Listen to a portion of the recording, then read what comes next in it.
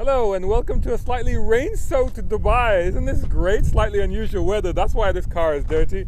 Very, very filthy. Apologies for that. But I will put some pictures in this video. I did shoot the car yesterday, so you'll get some pictures of the car. What is it? It is, of course, the Mercedes GLC 300. A lot of confusion now about Mercedes and these new naming conventions they've got. The GL in the Mercedes nomenclature stands for or means SUV. And the third letter indicates what segment is in. So GLE is E-Class, GLS is S-Class, GLC is C-Class. And in fact, this is C-Class based. It's also the successor to the old GLK. And whereas that car was, shall we say, slightly challenged when it came to the looks department, this is actually quite a handsome vehicle, I think you'll agree. It's you know, it's not in your face, but you know, it's not inoffensive, it's not offensive either. It's just very, very nice. It's very typically Mercedes. It is slightly bigger than the GLK and it does have a bit more space inside it. It's the GLC 300. So the other question you're probably asking is, what is that? Is that a 3 litre? No, it's not. No, Mercedes don't do that anymore. The 300 is actually a 2 litre 4-cylinder turbocharged unit, putting out 245 horsepower and 168 pounds-foot of torque from as low as 1300 RPM, so that's quite handy. This gives you a 0 to 100 time of 6.5 seconds and a top speed of 235 kilometers per hour. It drives the all-wheel drive transmission through a 9-speed auto, and as you can see, it comes well stocked with the panoramic sunroof and stuff like that. So let's take a look at the practicalities of the car. Let's start with the boot. Let's see what the boot space is like. I can open it with the key if I press the button. There we go, power boot lid. And as it opens, it reveals quite a spacious cargo area. Actually, I've got my bag and my tripod in here. Plenty of room back here. And in fact, it's got this underfloor compartment, which is absolutely vast. Tons of room down there. It's got some sort of box contraption there as well. So very, very handy, very, very practical. Little net over here. It's a 3 split folding rear seat, so it's probably a 40-40-20. So you've got a little bit of flexibility there. You've got some hooks and things there. Oh, and a button that drops the rear seat. I just discovered that. That's quite handy. And of course, a blind. Now I'm going to need that rear seat back up again because I want to get in now and see what the rear legroom is like. Let's do that.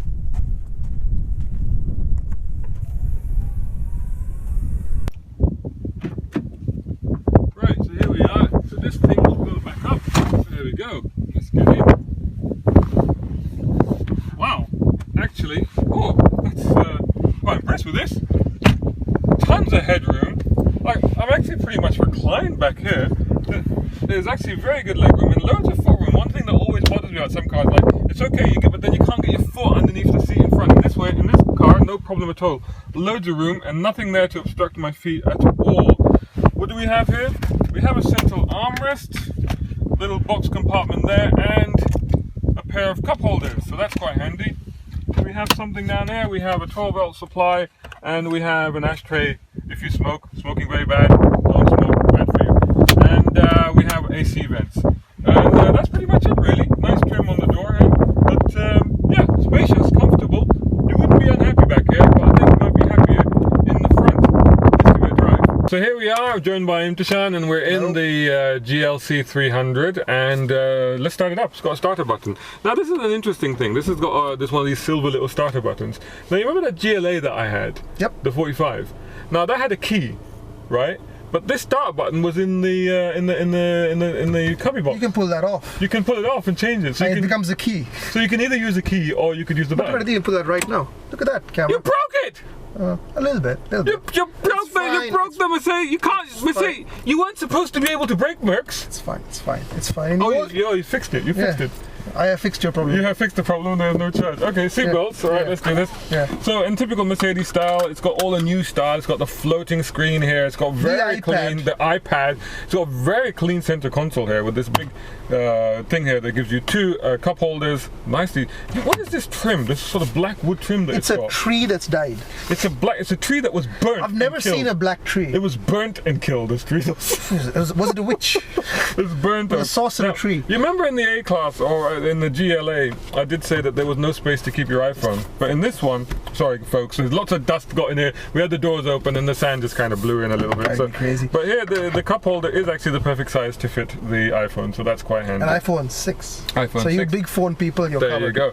It's got the touch pad where you can write stuff on it. It's got the knobby, for the Chinese market. The knobby control. The knobby. Does it understand Chinese? Yeah, it'll do Chinese characters and maybe Arabic characters as well, but Really? definitely Chinese characters. That's why it's a touchscreen.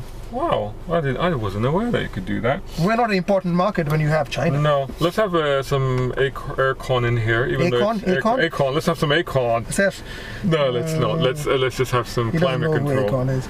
I do, as a matter of fact. He's a singer. See? But he's one of those rappers that you hate. Yeah, but you know he sings. Actually, and he's stuff. really not.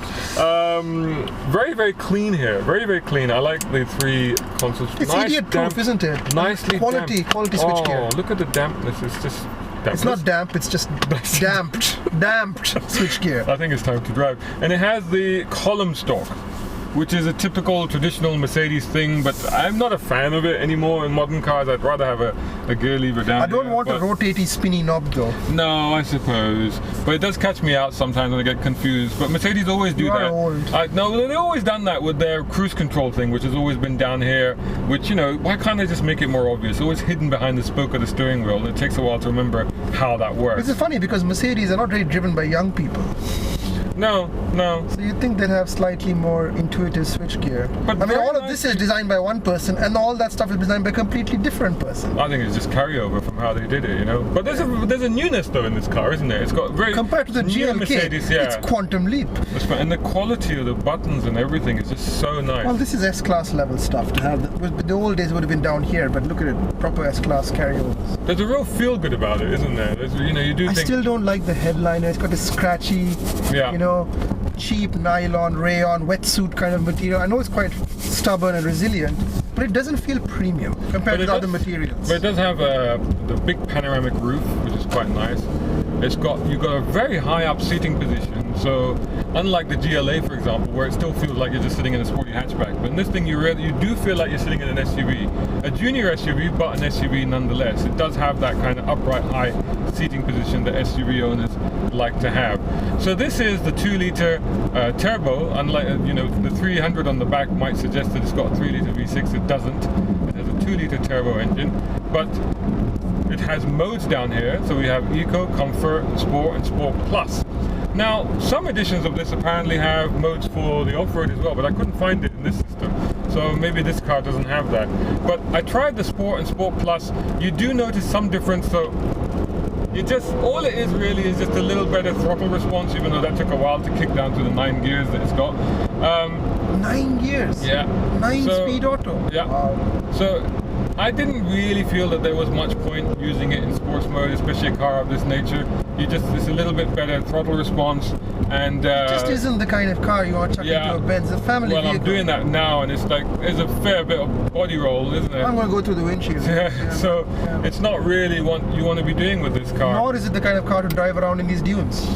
Not really, no. I mean, It'll do a little bit, I think. I think it'll do a little bit of soft-roading. I mean, I was driving it around yesterday when I was shooting, and I was probably more sort of wadi, rock-based gravel tracks, and it was absolutely fine. The ground clearance was spot on for that sort of thing, and it never had an issue whatsoever.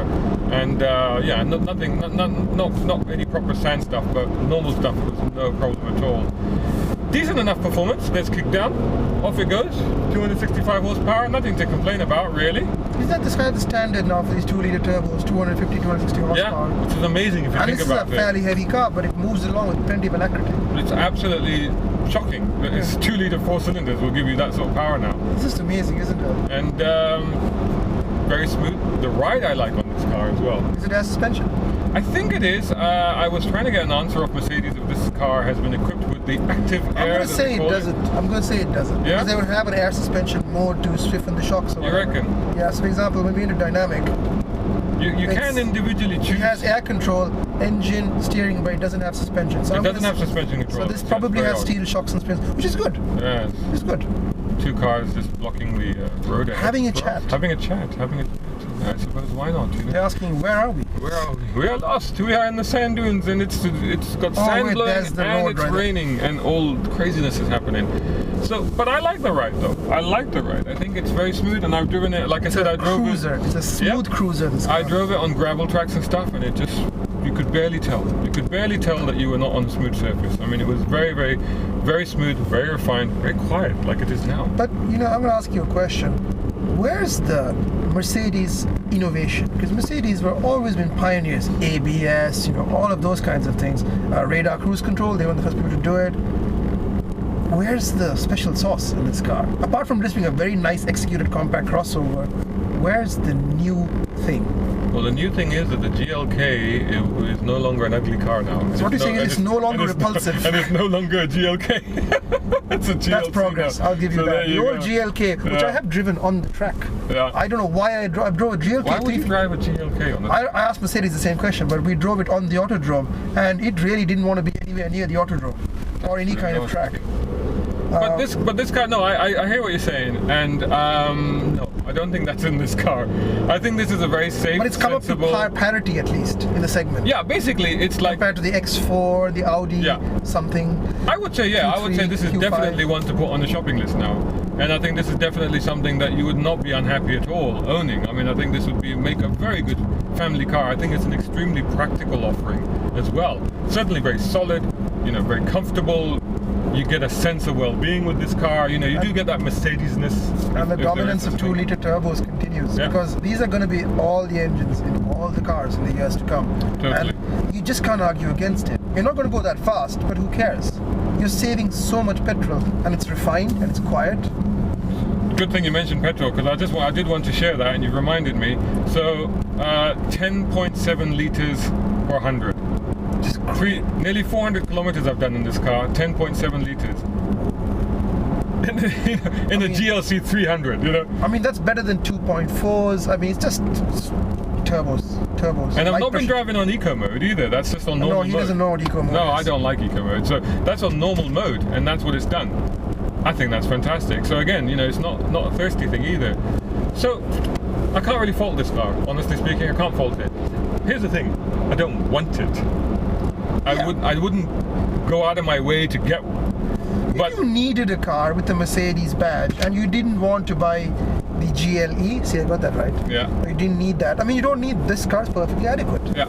It's nothing special in the segment, but at the same time, it's not a dunce in the segment like the GLK was. No. The GLK, let's face it, was a flop. No. It was an absolute failure to hit the mark. Yeah. Probably a fine car. Yeah. But this isn't. This is actually a good little car. Better to drive, more refined, more spacious. Ago, we had the Range Rover Evoque, and that led the way. Now everything is as good as or better than the Evoque. Yeah. And this is more spacious, more comfortable, and more powerful. So there you go, folks. Definitely one to put on the shopping list if you're looking for a compact luxury SUV with plenty of space and practicality for the family. Solid offering. Go check it out. Did I mention the price? No, you didn't. Starts from 220,000 dirhams, this one. But there are two versions. There is a smaller engine version as well, so go check it out. More on motoringme.com. Do check us out on social media. They can check us out on Facebook, YouTube, and Instagram. And please do subscribe if you're watching this on YouTube. Thanks so much for watching. Until the next one. Thank you.